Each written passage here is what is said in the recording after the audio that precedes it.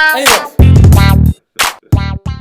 Hi, welcome to Pregame at Franklin's. My name is Jason Franklin. I work for NBC Sports. Currently, I used to work and have my own show with Channel 12 as Franklin Knows Best. When I realized I don't know best, I decided to make my own show. And also, I realized that every time we go out, we end up having the pregame here in this house. And this house has a lot of sentimental value for me.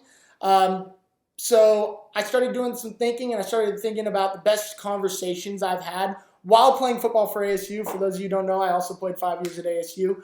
After thinking about, something to do, I realized that my friends were just as entertaining as me. And if my house was like Seinfeld, I have like 20,000 Kramers. So the best part about the show is like people might just start walking in and they're just going to join the show. And which brings me to my two guests. One of my buddies who lives next door, Joe Wilner. Say what up, Wilner. Say what's up to people. Online community. Nice to meet all of you. And then, yeah. I've honestly never pre-gamed in this house. Really? Yeah, dude. That's shocking. I like it. Then, of course, you got the one and only, my roommate, Stephon McCray. A.K.A. Trayvon. Trayvon is what he goes by. Call me Trayvon. Well, okay, guys, let's get the party rolling. All right, so we're going to start off. Now, I know a lot of you guys have these preconceived notions on what athletes are like. Another reason why I made this podcast is because you probably do not know exactly the kind of people we are, which we're really nerds at heart. We're just undercover nerds, which brings me to my next topic, video games. I recently have definitely redefined my nerdiness because I always say I'm a Lord of the Rings buff. I'm right now playing League of Legends because my buddy Joe, Because of me. Yeah, it is because of you, technically. Yeah, I'm really playing it because of you. And my buddy's playing last night. Jason brought me back in. Okay. Brought him out of retirement like that. But I'm glad to be back. Well, It's a great game. And I'm glad Jason loves it as much as many other people do. a little bit about the game. If you don't know anything about it, it's one of those games where it's like professional now. And they actually have like big trade blocks. And the way it runs the community, it's like sports. It really is. There's like trades. I was watching this documentary, All Work and No Play. If you are on Netflix, I would definitely check that show out because literally it shows a whole different game to video game players. I almost thought about just leaving my career in radio business and everything podcasting to become a professional video game player because their swag is off the charts. I actually haven't seen it. What? Come on, guys. What's it about? It's about their experience? It's like literally like it talks about the professional gaming and like where gaming has gone today. It's insane. So where was it and where is it now?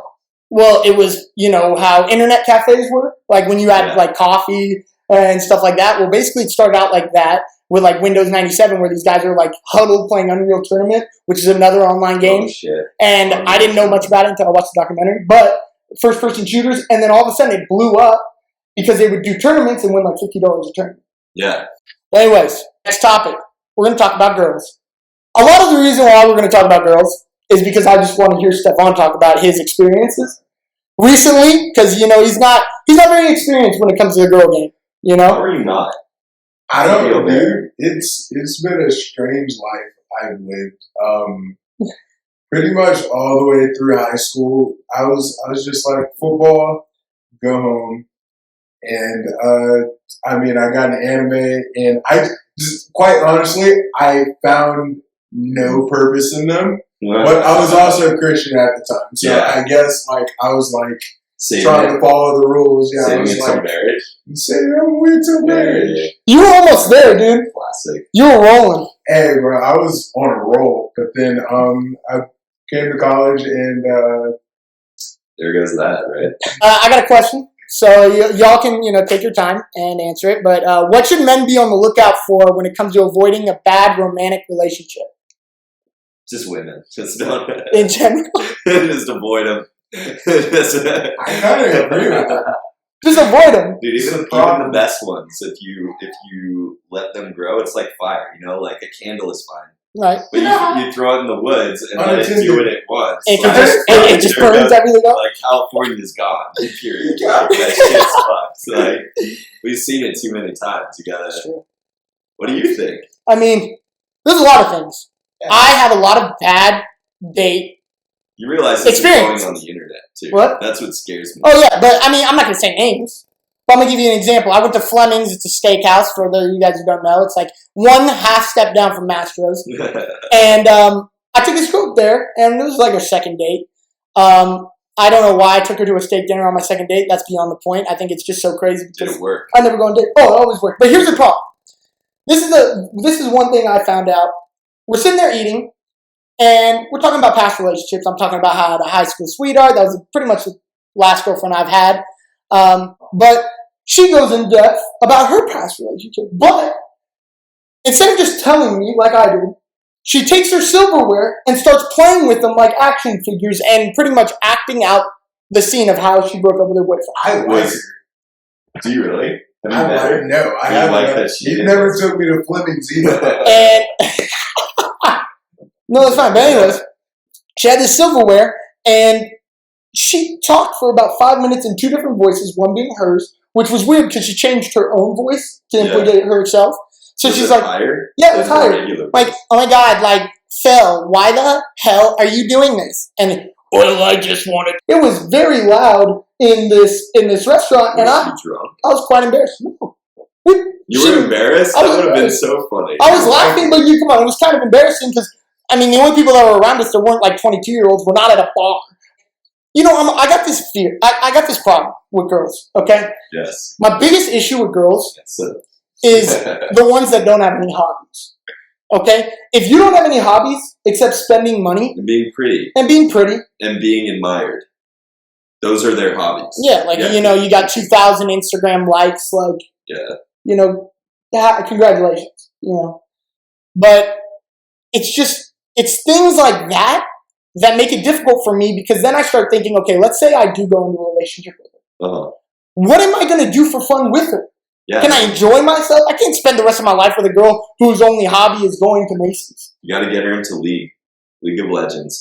Women, oh, man. If you want men, play League of Legends. There are millions of men just waiting for a woman. They have nothing better to do. You ain't got to be. It's true. I mean, like, just a woman on a game is like everyone wants to talk to. Yeah, and don't do it for the guys. Do it because you're competitive. You know, come to think of it, every time I've ever heard a girl in a video game, I've tried hitting on her. Just go play video games. Stop doing your fucking makeup. Yeah, you know, like do something. Yes. You know, go on. I don't care if it's video games. I don't care if it's the most unproductive thing in the world. Video games. But if you can tell me something you got a passion for that isn't yourself, I dig you. I'm very picky, and that frustrates my mom because honestly, all my mom wants, because she only had me. Yeah. She wants a girl. She wants somebody that she can like relate to as a female. Like all my ex-girlfriends, my mom became best friends with all of them. Really? Best friends. There was one when I was a sophomore in high school. She became best friends with her mom. Now our families are pretty much together. That's very concerning. Yeah. You have that's unhinging. My most recent, which even though we broke up freshman year of college, wow, that's not very good. That's 5 years ago. That was a long time. Yeah, that was my last girl. That was your serious girlfriend. Broke up with right before college. Literally, we did the turkey trot. I call it the turkey trot because you always try to make it through the first school year, and then you always break up that Thanksgiving. Yeah, really? I made it. Oh, wow. Yeah. Wow. It was a long distance. Do you have many women that you text? No. Currently? I find that so hard that people do that. Yeah. Like, how you talk to multiple... It's like juggling. When it comes to specifically like a girl's trying to text me, she's like, you never texted me first. Well, I believe that ladies should go first. Women never text first unless they're like go-getters. But then it's a 50-50 chance. Like, isn't it kind of... I don't know, maybe I kind of want to go get it. I'm such a go-getter. Like, I don't do isn't it? It's not very feminine, but at the same time, I appreciate it. You call me, I don't care. Call me anytime. Take all the work out of it for me. Oh no, please stop it. I hate it. No, I respect that. All right, so guys, we're gonna talk Netflix or anything Hulu Plus, whatever. What's a recent show that you've watched? I've been watching Black Mirrors. I've been kind of in and out of it though. You finished the whole series already, Jason. I'm obsessed. You like it? I'm obsessed with Black Mirrors, dude. So you don't like it very much? I love it. I think it's the most... I don't know. I've always been a fan of Twilight Zone. Yeah. And this is the twilight zone for our Really? You generation. think so? It really is. Because what it does is it takes technology and very realistic things that could happen within the next 10 years. Yeah. And it kind of just, it blows your mind is what it does. There's one where it was like all the bees, because we didn't take care of, global warming or whatever, all the bees that pollinate all the flowers died. Yeah. So they made a bunch of artificial intelligent bees No way. to do the job for, Robots? yeah, because they needed them to carry the pollen from flower to flower and able to let things grow. And they do it, and somebody hacks it, and these bees can kill things. Really? Mm-hmm. They just swarm? Yeah. They just swarm, they fly, and they just kill you. It's not impossible for someone to hack into something like that. It's not. There's hackers that are crazy.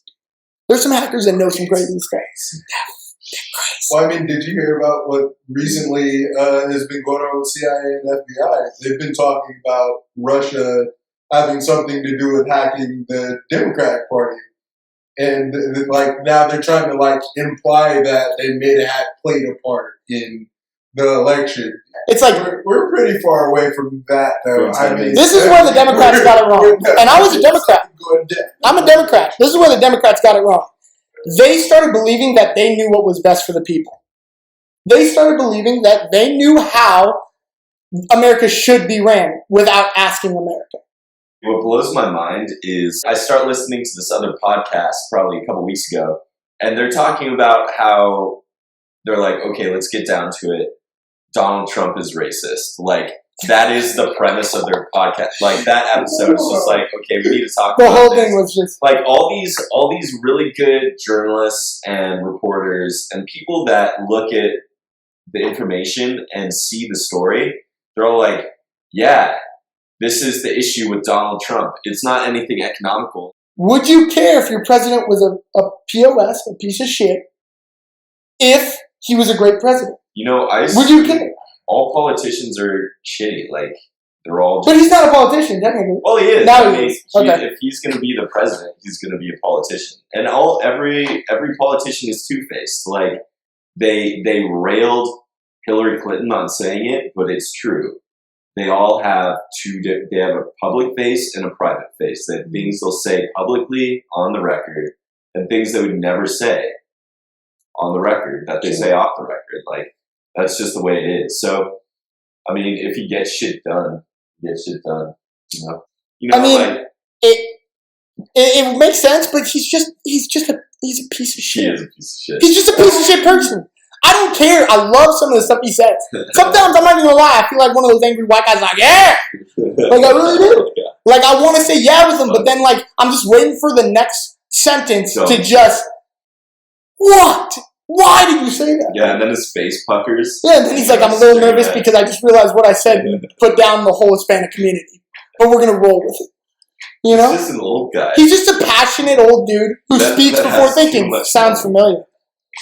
Thinks before he just, grab somebody. Moving on. Moving on. I'll give you a great Stefan story. So, I threw a party here. Lights are off. We got 200 people that fit in this place. I don't know how we did it, but it was banging. And it was awesome. And it was pretty much one of the takeoff parties. So this is before Stefan moved in. I see this 300-pound guy kind of sneaking through the crowd. Very sneaky, Splinter Cell. Just dun, dun, dun, dun, dun. Not thinking anyone's watching him. I'm where the stereo is, and I'm just watching him. And I'm like, why isn't anyone looking at this sketch ball? Kind of creeping through the middle of the dance floor. Dun, dun. He turns on the lights, giggles, and runs down the hall. And I'm like, and everyone, it was lights come on at 1, all the party just died for a split second. No way. And I'm like, Stefan! And he's peeking his head around the corner going, yeah.